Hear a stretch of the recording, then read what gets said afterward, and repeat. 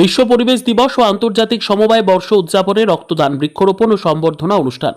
বিশ্ব পরিবেশ দিবস ও আন্তর্জাতিক সমবায় বর্ষ উপলক্ষে লাভপুর ব্লকের ব্রাহ্মণপাড়া মিরাটি সমবায় কৃষি উন্নয়ন সমিতির উদ্যোগে অনুষ্ঠিত হল এক বিশেষ কর্মসূচি। এদিনের কর্মসূচিতে ছিল স্বেচ্ছায় রক্তদান শিবির, বৃক্ষরোপণ এবং মাধ্যমিক ও উচ্চ মাধ্যমিক পরীক্ষায় উত্তীর্ণ ছাত্রছাত্রীদের সম্বর্ধনা প্রদান। সকাল থেকে রক্তদান শিবিরে উপস্থিত হন এলাকার বহু যুবক ও সমাজসেবী মানুষেরা। পরিবেশ রক্ষায় সচেতনতা বৃদ্ধির লক্ষ্যে বৃক্ষরোপণ কর্মসূচিরও আয়োজন করা হয়। বিভিন্ন ফল ও ছায়া দানকারী গাছের চারা বিতরণ করা হয়। উৎসব মুখর পরিবেশে অনুষ্ঠিত হয় কৃতি ছাত্রছাত্রীদের সম্বর্ধনা অনুষ্ঠান। এবছর মাধ্যমিক ও উচ্চ মাধ্যমিক পরীক্ষায় উত্তীর্ণ শিক্ষার্থীদের হাতে সমিতির পক্ষ থেকে উপহার ও শংসাপত্র তুলে দেওয়া হয়। এছাড়াও এদিন রক্তদান শিবিরে 60 জন রক্তদাতা রক্তদান করেন। উপস্থিত ছিলেন লাভপুরের বিধায়ক অভিজিৎ সিনহা, বিশিষ্ট সমাজসেবী তরুণ চক্রবর্তী, আব্দুল মান্নান, শাহিন কাজী ও লালু পাল, এছাড়াও বিশিষ্ট ব্যক্তিবর্গরা। বীরভূমের লাভপুর থেকে কার্তিক ভান্ডারীর রিপোর্ট, তারাপীঠ টিভি।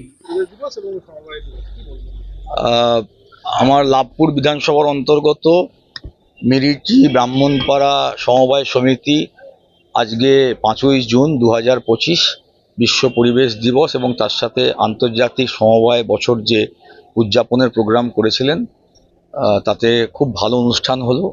সেই অনুষ্ঠানে তারা যেমন এই দুটো বিষয়কে সামনে রেখেছেন, তার সঙ্গে সঙ্গে বৃক্ষরোপণ এবং কৃতি ছাত্রছাত্রীদেরকে সম্বর্ধনা এবং রক্তদান। এই সমবায় একটি অত্যন্ত রাজ্যের মধ্যে একটি অত্যন্ত ভালো সমবায়। এখানে কৃষকদের যেটা স্বল্প সুদের ঋণ, তার সঙ্গে সঙ্গে ফার্টিলাইজার ডিস্ট্রিবিউশন, তার সঙ্গে সঙ্গে ব্যাংকিং এবং প্রায় 9 কোটি টাকা এখানে তাদের ব্যাংকিং ডিপোজিট আছে। প্রায় 4,500 মতো অ্যাকাউন্ট হোল্ডার এবং 1200 মতো এখানে মেম্বার।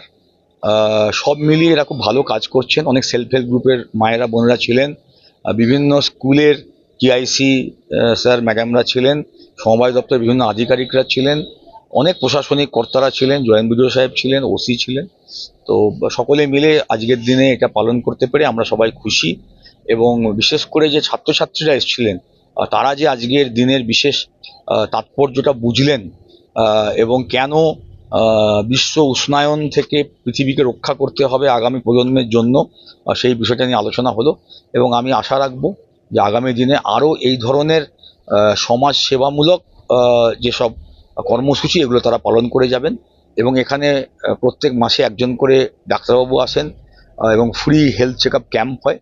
সব নিয়ে এই সমবায় খুব ভালো। এবং আমি বললাম আগামী দিনে আরও যদি কিছু করার দরকার হয় আমরা সবাই মিলে সহযোগিতা করব। আমার সাথে মান্নান সাহেব, বিশ্ব সমাজসেবী শ্রী তরুণ চক্রবর্তী, বিশ্ব সমাজসেবী আমাদের শোভন চৌধুরী, পঞ্চায়েত সমিতির সহসভাপতি, সবাই আমরা একসাথে এই প্রোগ্রামটা করলাম।